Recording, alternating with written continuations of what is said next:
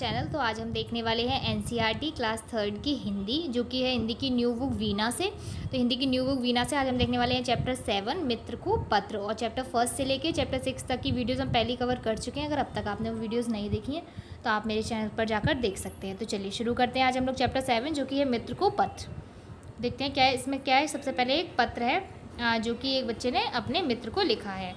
तो इसके मित्र का नाम है अभिषेक। तो प्रिय मित्र अभिषेक, नमस्ते। आशा है कि तुम और परिवार में सभी सकुशल होंगे और गर्मी की छुट्टियों का आनंद ले रहे होंगे। मैं अपनी छुट्टियां मनाने अपने नाना नानी के घर गुवाहाटी आया हुआ हूँ। गुवाहाटी भारत के पूर्वोत्तर प्रदेशों का प्रवेश द्वार है। यह एक बहुत सुंदर और विशाल महानगर है जो ब्रह्मपुत्र नदी के तट पर स्थित है। तुम्हें यह जानकर आश्चर्य होगा कि ब्रह्मपुत्र इतनी विशाल नदी है कि इसमें माजली नाम का एक बहुत बड़ा द्वीप भी है। तो ब्रह्मपुत्र नदी में क्या है, माजली नाम का एक बहुत बड़ा द्वीप भी है। यह नदी में स्थित भारत का सबसे बड़ा द्वीप है। माजली में असम के विश्व प्रसिद्ध वैष्णव मठ सत्र में हमने सत्रिया नृत्य सीखा। क्या सीखा इन लोगों ने? सत्रिया नृत्य सीखा। कहाँ पे? असम के विश्व प्रसिद्ध वैष्णव मठ के जो है सत्र में इन्होंने सीखा। यह भारत के शास्त्रीय नृत्यों में से एक है। गुवाहाटी नगर के समीप नीलांचल पर्वत पर कामाख्या देवी का मंदिर स्थित है। यहाँ पूरे भारत से श्रद्धालु दर्शन करने के लिए आते हैं। कामाख्या मंदिर कहाँ पे है? नीलांचल पर्वत। तो ये पूरे भारत से यहाँ पे श्रद्धालु आते हैं। हम लोग पिछले गुरुवार को वहाँ दर्शन करने गए थे। हम उमानंद मंदिर भी गए। यहाँ पहुँचने के लिए नाव से जाना पड़ता है और थोड़ा पैदल भी चलना पड़ता है। पैदल चलते हुए नानी ने मुझे बताया कि स्वस्थ रहने के लिए खेलना बहुत आवश्यक है। उन्होंने कहा कि स्वस्थ तन में ही स्वस्थ मन रहता है, इसलिए पढ़ाई के साथ साथ खेलकूद भी बहुत आवश्यक है। मैंने नानी को तुरंत बताया कि मैं तो अपने मित्रों के साथ बहुत सारे खेल खेलता हूँ। हम लोग कितने आनंद से खो खो, पिट्ठू, क्रिकेट और फुटबॉल खेलते हैं। खेल की बात सोचते ही मुझे तुम्हारी याद आने लगी। तो उसको क्या है, जैसी नानी ने खेल की बात की तो उसको अपने मित्र की याद आ गई और उसने अपने मित्र अभिषेक को लिख दिया एक पत्र। मैं तुम्हें यहाँ से बहुत सारे अनुभव सुनाना चाहता हूँ। जल्द ही लौटूंगा। शेष शुभ है। बड़ों को प्रणाम, तुम्हारा मित्र रूपम। तो ये पत्र किसने लिखा है? ये पत्र लिखा है रूपम ने। और किसको लिखा है? अपने मित्र अभिषेक को।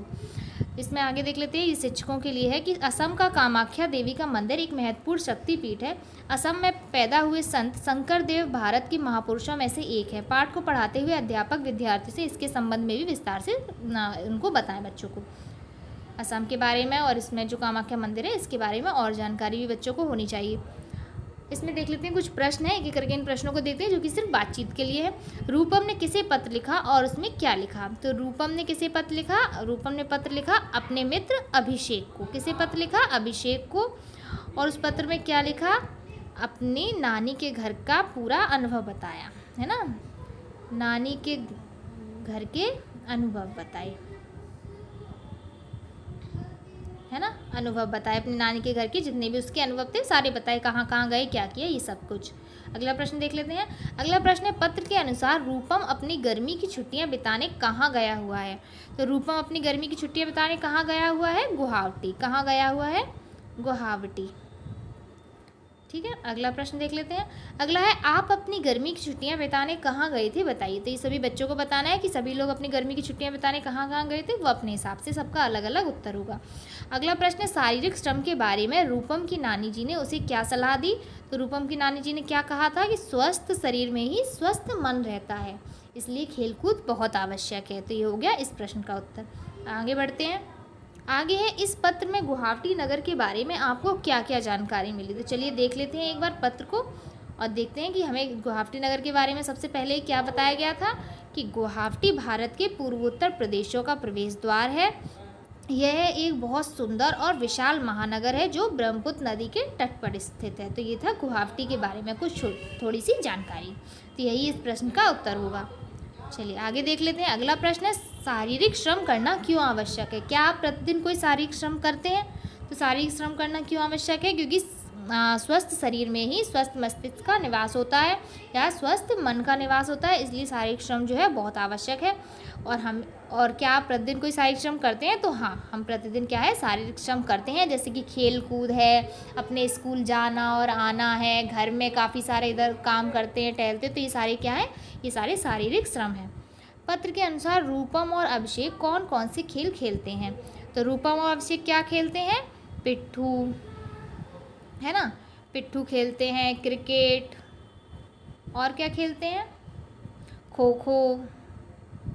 ये सारे खेल क्या है, यही सारे खेल जो है रूपम और अभिषेक खेला करते थे। अगला प्रश्न देख लेते हैं, आपको कौन कौन से खेल खेलना पसंद है, सूची बनाइए और लिखिए। तो सभी को अपने अपने मनपसंद खेलों की सूची बनानी है और लिखना है कि आपको कौन कौन से पसंद है। किसी को क्रिकेट पसंद होगा, किसी को वॉलीबॉल, किसी को हॉकी, और जो भी आपको गेम्स पसंद हो वो आप लिख सकते हैं। चलिए आगे देख लेते हैं। आगे आपने जो पत्र पढ़ा उनमें कुछ खेलों के नाम आए हैं। आप और भी अन्य खेलों के नाम जानते और उन्हें खेलते होंगे। नीचे दी गई वर्ग पहेली में कुछ खेलों के नाम ढूंढिए और लिखिए। तो चलिए इसमें कुछ खेलों के नाम ढूंढते हैं। जैसे एक खेल क्रिकेट तो ढूंढा हुआ है, और देख लेते हैं। तो देखिए ये है वॉलीबॉल, ये हो गया वॉलीबॉल। यहाँ पे देखिए ये है खो खो, ये रहा हॉकी, और ये रहा पिट्ठू, है ना। और देख लेते हैं, ये देखिए ये रहा गिल्ली डंडा और फुटबॉल, यहाँ पे एक है फुटबॉल। इस तरीके से आपको अगर और भी गेम्स पता है तो आप इस पूरी वर्ग पहेली में ढूंढकर उन पर क्या है इसी तरीके से सर्कल बना सकते हैं। चलिए आगे देखते हैं। आगे क्या है कि यहाँ पे जो भी आपने क्रिकेट वगैरह ये जो खेल देखे हैं ना उसमें ढूंढे हैं वर्ग पहेली में, वो आपको यहाँ पे लिखते जाना है वो सारे जो जो आपने ढूंढे हैं, ठीक है। आगे देख लेते हैं, क्या आपके घर अथवा विद्यालय में कोई अन्य खेल भी खेले जाते हैं, उनके नाम नीचे लिखिए। अगर आपके घर में या विद्यालय में कोई अलग तरह का खेल खेलते हो तो वो भी आप लोग लिख सकते हैं। जैसे कि अंताक्षरी खेलते हैं हम लोग, है ना, अंताक्षरी खेलते हैं। और क्या खेलते हैं, छुपम छुपाई खेलते हैं, है ना, छुपम छुपाई खेलते हैं। इसी तरीके से आपके भी और जो भी गेम्स ऐसे हों जो आप अपने घर में या स्कूल में खेलते हो वो सब लोग आप वो सारे गेम जो है यहाँ पे लिख सकते हैं। चलिए आगे देख लेते हैं। पत्र में त्रा और श्रा संयुक्त अक्षरों का प्रयोग हुआ है। त्रा संयुक्त अक्षर जो है वो किससे मिलकर बना हुआ है, वो बना है ता और रावण से मिलकर। और जो श्रा संयुक्त अक्षर है वो शा और रास के मेल से बना है। यानी कि जब ता और रा को आपस में जोड़ देंगे तो हमारा क्या बन जाएगा हमारा त्रा। और जब शा और रा को आपस में जोड़ देंगे तो शा और रा आपस में जुड़कर एक नया वर्ण क्या बना देते हैं, तो वो बना देते हैं श्रा। और ये दो वर्णों के मेल से बनते हैं त्रा और श्रा, इस वजह से इन्हें संयुक्त वर्ण कहते हैं, यानी कि संयुक्त अक्षर कहते हैं। चलिए आगे देख लेते हैं। अब क्या इसमें क्या करना है, श्रा और त्रा से शुरू होने वाले शब्द बताने जो कि ऊपर आपने पत्र में पढ़े हों। तो जैसे कि पत्र ही हो गया एक, तो सत्र, है ना, पत्र, सत्र, और भी आप देखिएगा जो आपको उसमें मिल जाए पूरा ऊपर चैप्टर में। और यहाँ पे एक श्रम, शारीरिक श्रम में श्रम आया, श्रद्धालु, है ना, उमानंद मंदिर में जाते थे श्रद्धालु। तो इस तरीके से इसी तरीके से आपको और भी ढूंढने हैं जो भी यहाँ पे त्रा वाले शब्द और यहाँ पे श्रा वाले शब्द, जिनमें श्रा आया हो जिन शब्दों में और जिन शब्दों में त्रा आया हो। चलिए आगे देख लेते हैं। शब्द लड़ी बनानी है। जैसे घर में अंतिम वर्ड रा है तो अगली कड़ी में रा से रस्सी लिखा। अब आप इस शब्द लड़ी को पूरा करिए। जैसे आखिरी शब्द अक्षर जो है ना, आखिरी वर्ण जो है उससे हमें एक नया शब्द बनाना है।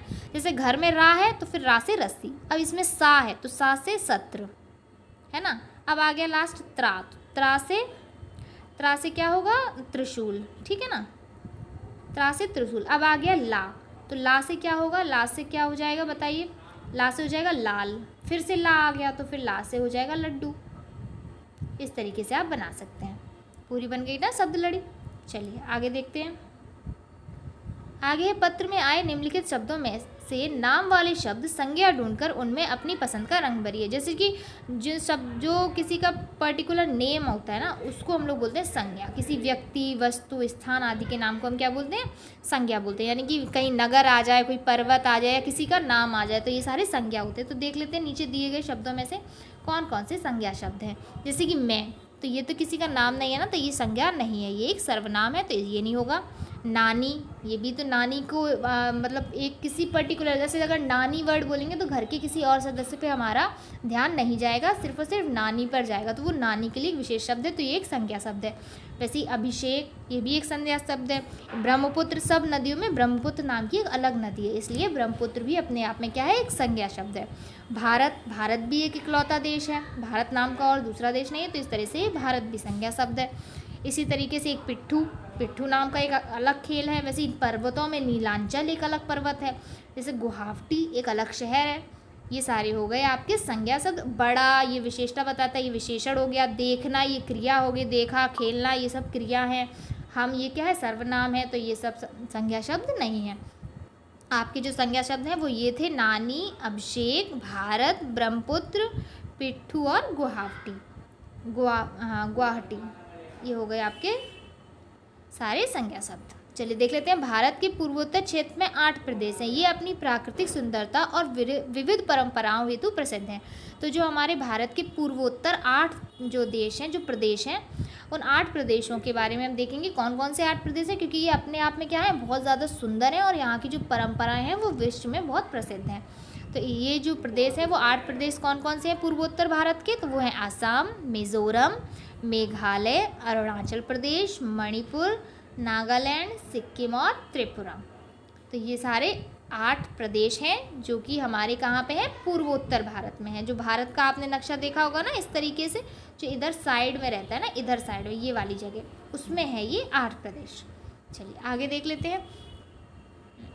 इस पर चर्चा करने का अच्छा में, और इसमें क्या है कि इस पत्र में आपने गुवाहाटी स्थित 2 मंदिरों के बारे में पढ़ा। तो कौन कौन से 2 मंदिर थे, एक तो था कामाख्या देवी मंदिर और दूसरा था उमानंद मंदिर।